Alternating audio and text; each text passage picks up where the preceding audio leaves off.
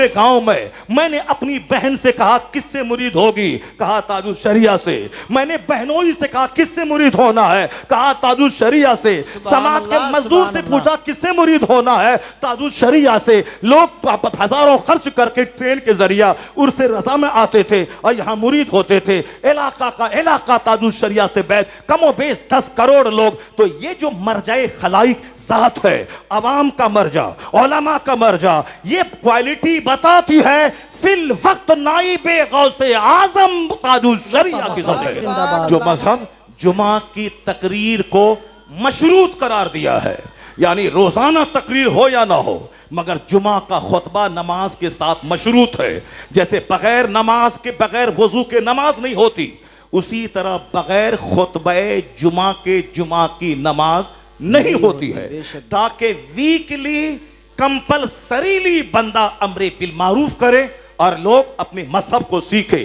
यही मकसद है खुतबे जुमा का कि हर जुमा के दिन हफ्ते में एक बार कम से कम ये कौम को सुना दिया जाए, इन्नल्लाह यअमुरु बिल अदल वल इहसान व ईताइ ज़िल कुर्बा व यनहा अनिल फ़हशाइ वल मुनकर वल बग़य याइज़ुकुम लअल्लकुम तज़क्करून।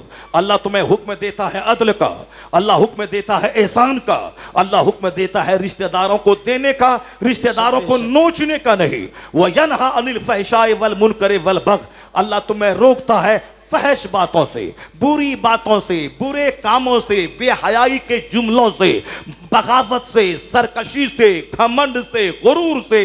याइज़ुकुम, अल्लाह तुम्हें समझाता है शायद तुम समझ जाओ, नसीहत पा जाओ।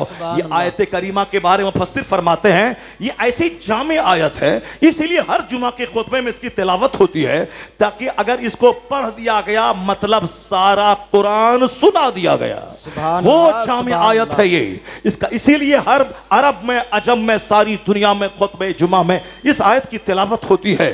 यह एक जामे आयत है, जितनी अच्छाइयां हैं सब उसमें आ गई हैं और जितनी बुराइयां हैं जिसको रोकना इस्लाम चाहता है वह सब इसमें जमा है। 3 बातों को करने का हुक्म दिया गया, 3 बातों से रोका गया। यह इस्लाम चाहता है कि जुमा के दिन की नसीहतों से जो दिल नर्म हो जाता है, दुनियादारों, चोरों, डकैतों, गुंडा, मवाली, बेनमाजी, मुशरिक, काफिर का मुंह देखने से वो असर खत्म होने लगता है। धीरे धीरे दिल का नसीहत का पानी सूखने लगता है।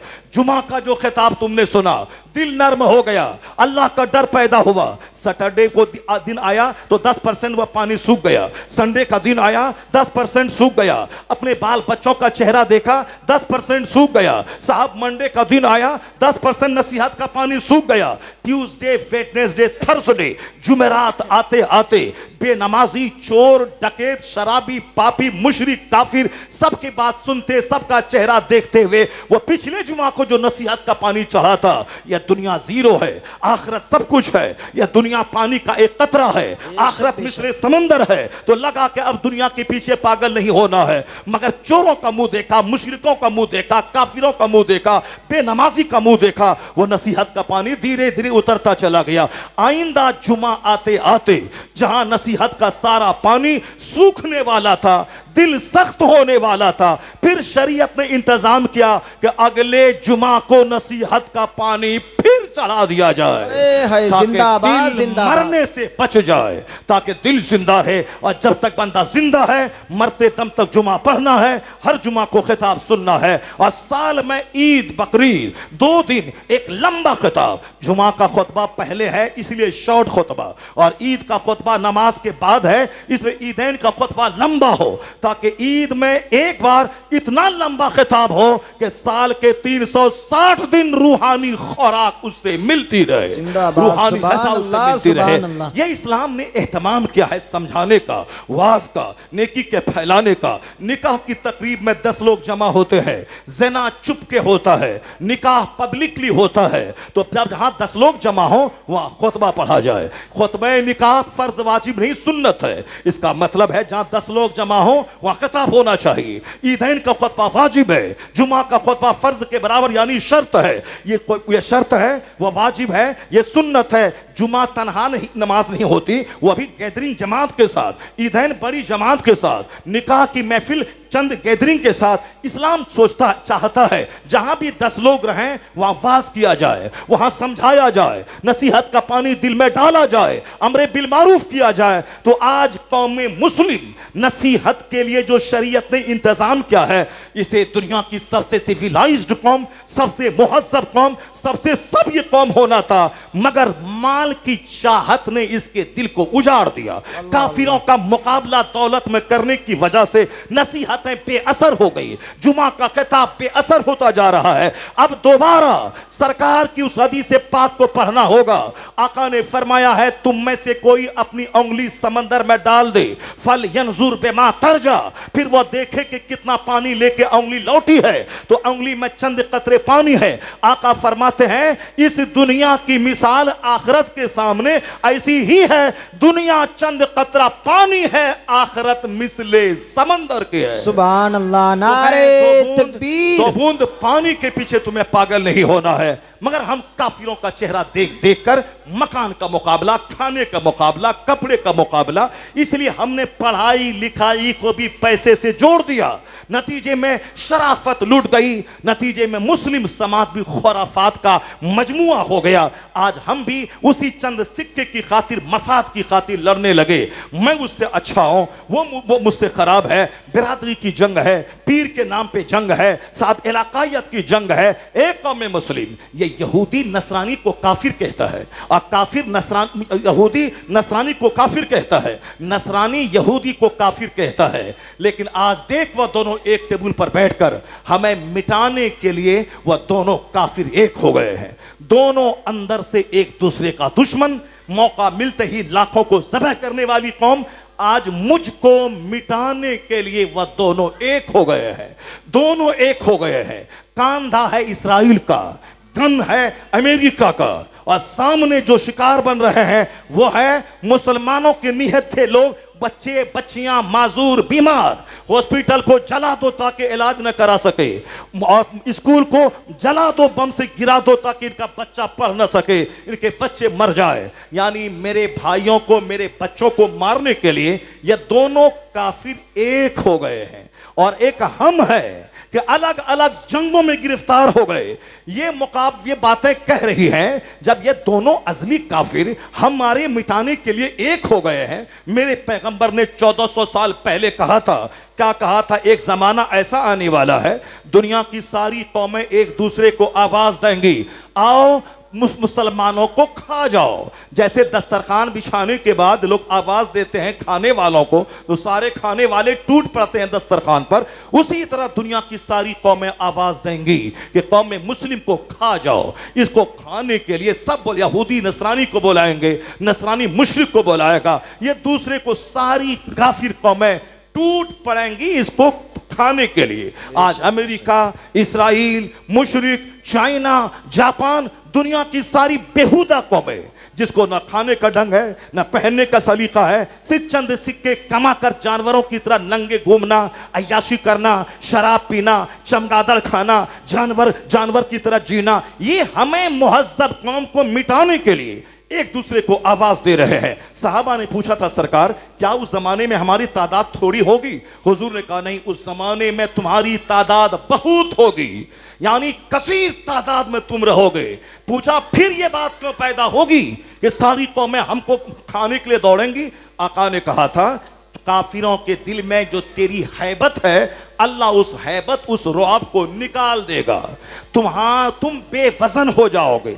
जैसे सैलाब के जमाने में पानी पर घास पात बहते हैं, उसी बेवजन घास की तरह तुम बेवजन हो जाओगे। ये बात क्यों पैदा होगी हुजूर? मैं बेवजन क्यों हो जाऊंगा? आका ने फरमाया, तेरे दिल में वहन डाल दिया जाएगा। मल वहन या रसूलल्लाह, ये वहन क्या चीज है? आका फरमाते, हुब्बुद दुनिया व कराहियतुल मौत, यानी दुनिया की मोहब्बत, माल, दुकान, मॉल, कमर्शियल कॉम्प्लेक्स, बाल, पुट्टी, एग्जीबिशन, नुमाइश, दिखावा, गाड़ी, कपड़ा, शूज, वॉच, यानी सिर्फ मुकाबला होगा।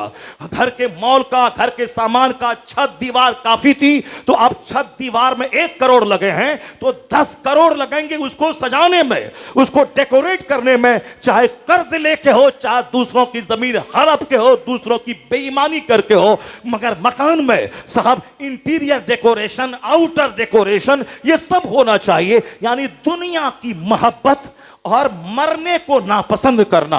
पहले लोग पैदा करते थे बच्चों को कि इलाही मेरा बच्चा मुजाहिद बने और तेरे दीन के काम आ जाए, तेरे नाम पे इनकी गर्दन कटे, तेरे नाम पे इनका खून बहे। औरतें अपने बच्चों को लेकर गोद में दुआ करती थी, इलाही मेरा बच्चा जवान बने, मेरा बच्चा मुजाहिद बने और मेरा बच्चा तेरे दीन के नाम पे काम आ जाए, ताकि कल कयामत के दिन मैं शहीदों की मां कहला जाऊं, शहीदों की मां कहला जाऊं। जाहिर सी बात है, पहले माएं अपने बच्चों को जिहाद के लिए पैदा करती थी।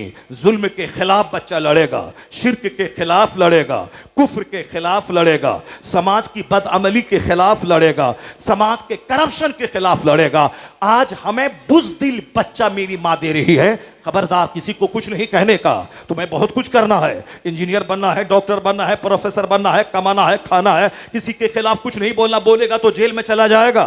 फला बोला जेल में चला गया, तू भी जेल में जाएगा, कोई पूछने वाला ना होगा, कोई तुझको जेल से निकालने वाला नहीं होगा। अगर बोलेगा कोई जेल में सड़ जाएगा, फला सड़ रहा है, कोई निकाल नहीं रहा है, फला जेल में चला गया, कोई पूछेगा नहीं, कोई तुझको निकालने नहीं जाएगा। यानी माएं बच्चों को बुज़दिल बना रही है।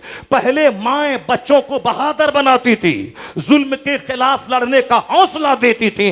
जाहिर सी बात है, जैसी मां होगी और जैसा बाप होगा वैसा ही बच्चा होगा। जमीन सड़ी हुई हो तो फसल जरखेज नहीं पैदा होगी, जमीन सड़ी हुई फसल जली हुई, और उसमें बीज सड़ा हुआ फसल जली हुई सड़ी हुई फसल पैदा होगी। क्योंकि औरत मिसले जमीन के है, बाप उसमें बीज डालता है। अगर बीज जबरदस्त हो और जमीन जबरदस्त हो तो फसलें जबरदस्त पैदा होती है। अगर दोनों नाकारा हो, पहले जमाने में दोनों जबरदस्त होते थे। बाप थे सैयद गयासुद्दीन, जो दिन भर जिहाद और ज़ुहद तकवा का पैकर, और मां ईशा पढ़ने के बाद 2 घंटा सोए, फिर आधी रात के बाद मुसल्ले पे तहज्जुद पढ़ने के लिए खड़ी हो तो फजर के बाद आप मुसल्ले से उठे, इस बीच में रात भर अल्लाह अल्लाह करे, और 80 बरस की उम्र तक पड़ोसी का आदमी न चेहरा देखा न सर के बाल देखा। जब मां हुई उम्मुल वरा माहे नूर और बाप हुए सैयद गयासुद्दीन, तब बेटा पैदा हुआ 90 लाख काफिरों को कलमा पढ़ाने वाला मोइनुद्दीन चिश्ती हसन संजरी। सुभान अल्लाह, नारे तकबीर, नारे रिसालत, मसलके आला हजरत, फैजाने आला हजरत, फैजाने गरीब नवाज। खाने वाली मां, गुटखा खाने वाली मां, शराब पीने वाली मां, सिगरेट पीने वाली मां, फटा हुआ जींस पहनने वाली मां, चुस्त टी शर्ट पहनने वाली मां, क्लासमेट के नाम पे 10 मर्दों की गोद में झूलने वाली मां, 10 मर्दों से फोन पे संबंध बनाने वाली मां, 10 मर्दों के हाथ में हैंड शेक करने वाली मां, स्कूल कॉलेज की डिग्रियों के नाम पे औरतों साहब 10 मर्दों से दोस्ती करने वाली मां। और फिर बाप भी हो जो 24 घंटे मुंह में मुंह गुटखा हो, मुंह में सिगरेट हो, मुंह में साहब 24 घंटे थूक भरा हुआ रहे, और साहब बेनमाजी बाप, सड़ा हुआ बाप, हमेशा फिल्में देखना, स्पोर्ट्स देखना, फ्री फायर गेम खेलना, हमेशा समाज में जिस तरह कुत्ता हड्डी खोजता है उसी तरह गली कूचे में सज धज कर दूसरों की बहू बेटी को तलाश करना, कहां कौन मिल जाए। ऐसा सड़ा हुआ बाप जो शादी से पहले ही अपनी शर्मगाह का गलत इस्तेमाल कर चुका हो, शादी से पहले ही अपनी मर्दानगी को जायल कर चुका हो। जब बाप सड़ा हुआ हो और मां सड़ी हुई हो तो बच्चा का महा सड़ा हुआ होना तय है। ऐसा नहीं होता है कि आम का पेड़ लगाए उसमें से सेब निकल जाए, ऐसा नहीं होता है कि गेहूं को बो दूं वहां से बासमती धान निकल जाए, ऐसा नहीं होता है। कश्मीर की जमीन सेब के लिए मुफीद है, उत्तर प्रदेश की जमीन धान और गेहूं के लिए मुफीद है, महाराष्ट्र की जमीन कपास और गन्ने के लिए मुफीद है, बंगाल की जमीन आम और धान के लिए मुफीद है, पंजाब की जमीन गेहूं के लिए मुफीद है, अलग अलग खित्ते की जमीन अलग अलग क्वालिटी रखती है। ऐसा नहीं कि जैसी चाहे नाक देखा ले आया, चेहरा देखा ले आया, हाइट देखा ले आया, चेहरे पे गोश्त देखा ले आया, न कैरेक्टर देखा, न किरदार देखा, न माँ का बैकग्राउंड देखा, न बाप का बैकग्राउंड देखा, सिर्फ देखा कि लड़की खूबसूरत होनी चाहिए, नाक अच्छी लंबी हो, आंख बड़ी बड़ी हो, रंग गोरा हो, ले आया। अब जब वो सड़ी हुई लड़की आई है, अब ये तमन्ना करता है कि मेरा बेटा कुतुब पैदा हो जाए, अब्दाल पैदा हो जाए, मेरा बेटा नेक पैदा हो जाए। नहीं होगा। सेब उत्तर प्रदेश में नहीं होगा। सेब के लिए कश्मीर की जमीन चाहिए, शिमला की जमीन चाहिए। अगर बच्चा कुतुब चाहिए, अब्दाल चाहिए, नमाजी चाहिए, शरीफ चाहिए, बाहया चाहिए, नेक चाहिए, तो फिर नेक मां होना चाहिए, नेक जमीन हो, नेक बाप हो। अगर बाप हो सैयद अबू सालेह जंगी दोस्त और मां हो सर से लेके पांव तक नेकी का पुतला, तब बेटा वलियों का सरदार अब्दुल कादिर जिलानी पैदा होता है। सुभान अल्लाह, सुभान अल्लाह। बाप, सड़ी हुई मां, अल्लाहु अकबर। या रसूल अल्लाह। नहीं होगा ऐसा। जिंदाबाद, बाप जिंदाबाद। सड़ा हुआ हो, मां सड़ी हुई हो, औलाद कुतुब हो जाए, औलाद बाअखलाक हो जाए, औलाद नेक हो जाए। नहीं होगा। दौलत के नशे ने कहां तक पहुंचाया। सिर्फ मकान मत चमकाओ, सिर्फ गाड़ी मत चमकाओ, सिर्फ लिबास मत चमकाओ, सीने को चमकाओ, अपने दिल को चमकाओ, अपनी सोच चमकाओ, अपना इल्म चमकाओ, अपना हुनर चमकाओ। इस्लाम जाहिर से ज्यादा बातिन पे चमकाने पे जोर देता है। नहीं सुनी तुमने मुस्तफा जान रहमत अली सलाम ने क्या कहा? इन्नल्लाह ला यंजुरु इला सुवरिकुम व अमवालिकुम वलाकिन यंजुरु इला कुलूबिकुम व अमालिकुम।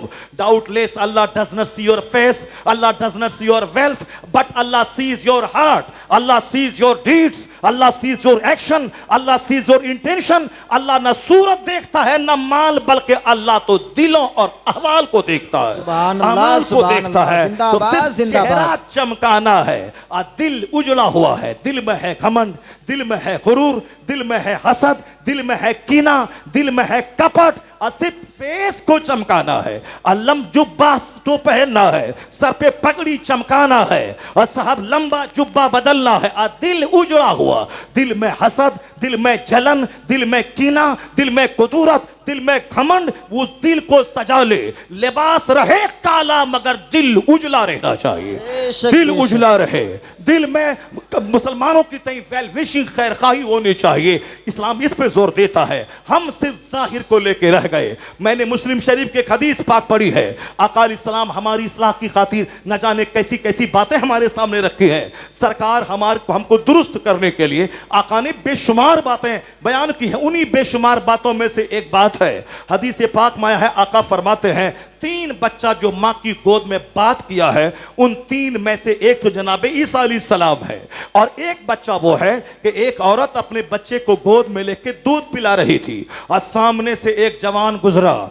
आगे पीछे जवानों की एक टीम है, मोटा ताजा तरो ताजा फ्रेश जवान, उम्दा लिबास पहनकर, उम्दा घोड़े पे सवार होकर, शानो शौकत के साथ वो उस रास्ते से गुजर रहा था। मां की नजर उस जवान पे पड़ गई। जवान की शानो शौकत देखकर, जर्क बर्क लिबास देखकर, उनकी इज्जत, उनके आगे पीछे उनके जवान दोस्तों और फौज की तादाद देखकर, जब मां के दिल में एक ख्याल पैदा हुआ कि काश मेरा बेटा उस जवान की तरह हो जाए। कितना खुशपोश जवान है, किस कदर खूबसूरत, कैसा शानदार शानदार लिबास और शानदार सवारी, आगे पीछे गुलामों की टीम, मेरा बेटा उसकी तरह हो जाए। या अल्लाह मेरे लाल को उस जवान की तरह बना देना।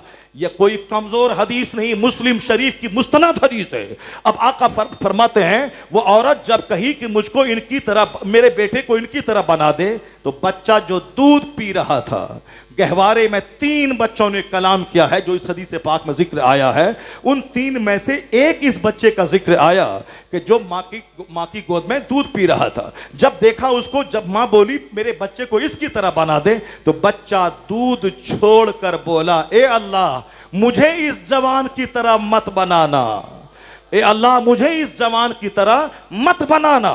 मुझे इस जवान की तरह मत बनाना, बस माल दुकान गाड़ी चेहरा चमकाना, साहब लिबास खूब, इसी यही दुनिया है, चाहे कहीं दुनिया आखिरत कहीं जाए, बस दुनिया में वक्ती तौर पर चमकीला लिबास चमकीला चेहरा, इसी के सजाने के पीछे मस्जिदें उजड़ गई, खानका उजड़ गई, मदरसे की चटाई उजड़ गई, स्कूल में वहां है नो एडमिशन का बोर्ड लगा हुआ है, अब मदरसे में आज मदरसा बंद होने वाला है और आज कोई आके बोले कि मेरे बच्चे को एडमिशन कर लीजिए तो हमारा एडमिशन साल भर खुला रहता है। वहां स्कूल में नो एडमिशन, मदरसे में साल भर एडमिशन, क्यों? इसलिए कि मेरे पास बच्चे नहीं है, मैं उनके पास बच्चों की भीड़ लगी है, 1000 सीट है तो 10,000 एप्लीकेशन पड़ा है, हमारे यहां 500 सीट है तो सिर्फ 50 बच्चे हैं, इसीलिए टीचर को कहते हैं तेरी तनख्वाह 10 है तो मैं 15 कर दूंगा, 50 बच्चे तू अपने बिहार के देहात से ले आ, यानी मदरसा चलाने के लिए बोरो ला बच्चे को, तब तेरी तनख्वाह बढ़ेगी। कहां पहुंच गए हमने दुनिया को कहा था knowledge is power, knowledge is light, हमने दुनिया को बताया था शिक्षा शक्ति का नाम है, इसी मदरसे ने दुनिया को बताया था रिसर्च करना है, पॉन्डिंग करना है, डिस्कवर करना है, तहकीक करना है, तजस्सुस करना है, तदब्बुर करना है, दिमाग जला के नई नई चीज दुनिया को देना है। यह मदरसे का इंपॉर्टेंट रोल रहा है इल्म को फैलाने में। आज मदरसा बच्चों की भीख मांग रहा है, साहब 10 टीचर हैं, 10 बच्चे तक मदरसे में नहीं है, क्या मतलब है? इसमें हमारा अगर कसूर है तो थोड़ा है, मगर ज्यादा कसूर उसका है दिमाग में जो पैसे का जुनून सवार है कि हाफिज बना के क्या होगा, मौलाना बना के क्या होगा, ये इमाम ही तो बनेगा, 5,000 कमा के क्या होगा, किराया मकान का किराया देगा या राशन का कर्जा चुकाएगा या ईद में कपड़ा लेगा या बच्चों के स्कूल की फीस देगा। नहीं बाबा नहीं, हमें नमाज पढ़नी है, ट्यूशन पढ़वा करके बच्चे को कुरान पढ़वा लेंगे, मगर मदरसे की चटाई पे नहीं भेजेंगे। चाहे मेरा बच्चा चोट्टा बने, गोंडा बने, मवाली बने, सब बने,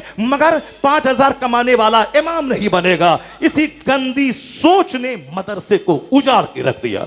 खानकाहों में पहले बादशाह आते थे, हुजूर सैयद मखदूम अशरफ जहांगीर सिमनानी 18 साल का जवान, आगे पीछे लाखों फौज, मगर तमाम दुनिया को छोड़कर आ गए बंगाल। हजरत मखदूम पंडवी की बारगाह में, अलाउल हक पंडवी की बारगाह में वहां आकर के फकीरी दुर्वेशी इख्तियार करके खानकाही इल्म हासिल करने लगे। इब्राहिम बिन अदहम बल्ख के अमीर थे, बादशाह छोड़ के लकड़ियां बेचने लगे। मुजफ्फर बल्खी बल्ख के बादशाह थे, बादशाह छोड़कर मखदूम बिहार की खानका में बिहार शरीफ आ गए। ये बादशाहों की तारीख रही है कि दुनिया को ठोकर मारकर आखिरत इख्तियार करने के लिए फकीरों की सोहबत में आ जाना। और आज खानकाहों में तेल और पानी रह गया, यानी तेल फूकना, पानी फूकना, और साहब खानकाहें वीरान हो गई। खानकाहों में सुबह मजलिस लगती थी ताकि हर आने वाले लोगों को दीन सिखाया जाए, शाम में दर्स की मजलिस सजती थी, लोग दूर दराज से आके मजलिस में शरीक होने आते थे। खानकाहों में तेल पानी, खानकाहों में जंगो जदाल, पीर का 4 बेटा, चारों बेटा जाहिल, तो अब क्या करेगा? सबसे आसान काम है पीर बन जाना। आसाम से दाढ़ी लंबी कर दी और काला कपड़ा, हरा कपड़ा, लाल कपड़ा पहन लिया और बैठ गया खानका में। हाफिज बनने में 10 साल लगेंगे, मौलाना बनने में 20 साल लगेंगे, फिर हाफिज बनने के बाद सारी जिंदगी रट के कुरान पाक को महफूज करना होगा। कौन मुसीबत उठाए? यहाँ तो पीर का बेटा है, हाथ चुमाई, दस्त बोसी हो रही है, कदम बोसी हो रही है। इसलिए ये बच्चे साहब आराम पसंद हो गए, अब मुफ्त खोर हो गए। अब ये बच्चे आलिमों के खिलाफ बोल रहे हैं, आलिमों के खिलाफ। कोई पीर जो जाहिल हो, जो हला कपड़ा पहन करके मुरीदों को बेवकूफ और उल्लू बनाता हो, मस्जिद का इमाम जो जुमा को खिताब करके हजारों को जन्नत का रास्ता दिखाता है, उससे बेहतर कोई जंगली पीर नहीं है। सबसे बेहतर वो है जो कुरान सीखे दूसरों को सिखाता है। सुभान अल्लाह, सुभान अल्लाह। नारे तकबीर, नारे रिसालत, मसलके आला हजरत हजरत अल्लामा मौलाना मुफ्ती डॉक्टर शहरयार साहिब किबला। पीर का मतलब जिसको देखो तो खुदा याद आ जाए। पीर का मतलब जिसको देखो तो खुदा याद आ जाए। पीर का मतलब जो दूसरों को दीन सिखाए। पीर का मतलब जो अपने अमाल से दीन की खिदमत करे, अपने अकवाल से दीन की खिदमत करे। ये सिर्फ घूंघट सर पे डाल के मिनीर मिनीर करके हाथ उठा के 2-4 हजार पे नजराने लेके जाने का नाम पीरी मुरीदी नहीं है कि हमारा बाबा तकरीर नहीं करता है। गौसे आजम 70,000 के मजमे में खिताब करते थे और हमारे पैगंबर सारे नबियों के सरदार वो हर जुमा के दिन खिताब करते थे। सरकार खतीब आजम गौसे आजम खिताबत करें और हमारे सारे खुलफा राशिदीन खिताबत करें, हमारे सारे बुजुर्ग खिताबत करें, यानी सारे जो खतीब जो अली होगा वह खतीब भी होगा, यानी लोगों को अमर बिल मारूफ करेगा। ऐसा नहीं कि माइक लगा के 1,000 के मजमे में खिताब करने को खिताब कहते हैं, 10 आदमी के बीच में खिताब करेगा, दर्स जुमा का खिताब करेगा, ईदैन का खिताब करेगा। ये कहते हैं खिताब करना मुल्ला जी का काम है और पीर का काम है चुपचाप आके घर में बैठ जाना और नजराने लेके चुपचाप पतली गली से निकल जाना, यही पीर का काम है। वह पीर ये बोल के तेरा पीर जाहिल है, वह खताबत नहीं जानता है, वह तकरीर नहीं करना जानता है, तो इस जहालत को तू तसव्वुफ का दर्जा क्यों दे रहा है? तो सरकार गौसे आजम सारे वलियों के सरदार का नाम है, तो गौसे आजम से बड़ा कौन खतीब होगा? 70,000 का मजमा लगता था, 400 उलमाए कराम दवात और कलम लेके गौसे पाक की तकरीर नोट करने के लिए बैठते थे। मजमे से कई कई लाशें निकलती थी। इसलिए जो भी सच्चा पीर होगा कयामत तक वह खतीब भी होगा, मुदर्रिस भी होगा, मुसन्निफ भी होगा। गौसे पाक का जो नाइब होगा वह हर दौर में गौसे पाक का नाइब वह होगा जिसमें चारों क्वालिटी होंगी, यानी अपने जमाने का मरजाए खलाइक आलिम होगा, अपने जमाने का सबसे बड़ा मुदर्रिस होगा, अपने जमाने का सबसे बड़ा मुसन्निफ भी होगा, अपने जमाने का सबसे बड़ा खतीब भी होगा। कहते हैं बुजुर्गान दीन सरकार आला हजरत अपने जमाने के नाइब गौसे आजम का नाम था।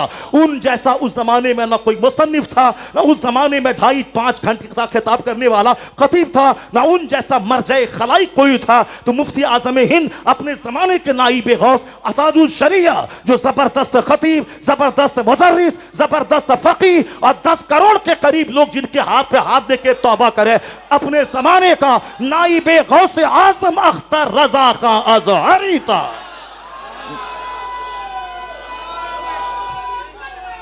अल्लाहु अकबर, या रसूल अल्लाह। सिर्फ घूंघट डालने से काम नहीं चलेगा, सिर्फ दुपट्टा सर पे डालने से काम नहीं चलेगा। गौसे आजम का सच्चा नाइब वो होगा जो दरसगाह में बैठे तो इल्म के जवाहर पारे लुटाने लगे, वो होगा गौसे आजम। पब्लिक लाइफ में आए तो जुमा के दिन खिताबत के जौहर लुटाए, जब हाथ कलम में ले, हाथ में कलम ले तो तसनीफी दुनिया में जवाहिर पारे लुटाने लगे।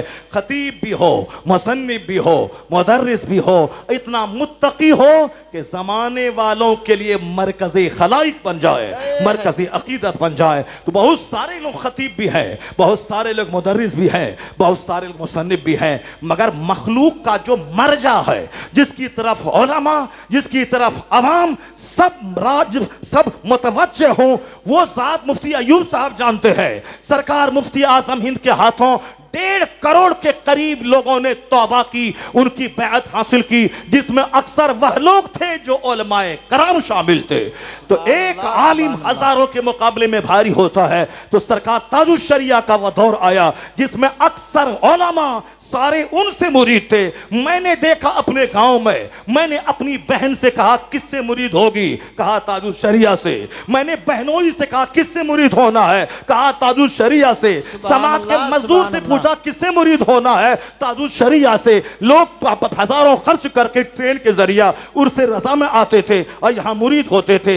इलाका ताजुल शरिया से बैठ कमो बेश 10 करोड़ लोग। तो ये जो मरजाए खलाइक साथ है, अवाम का मरजा, उलमा का मरजा, ये क्वालिटी बताती है फिल वक्त नाइबे गौसे आजम ताजुल शरिया की जाते के। सुभान अल्लाह। नारे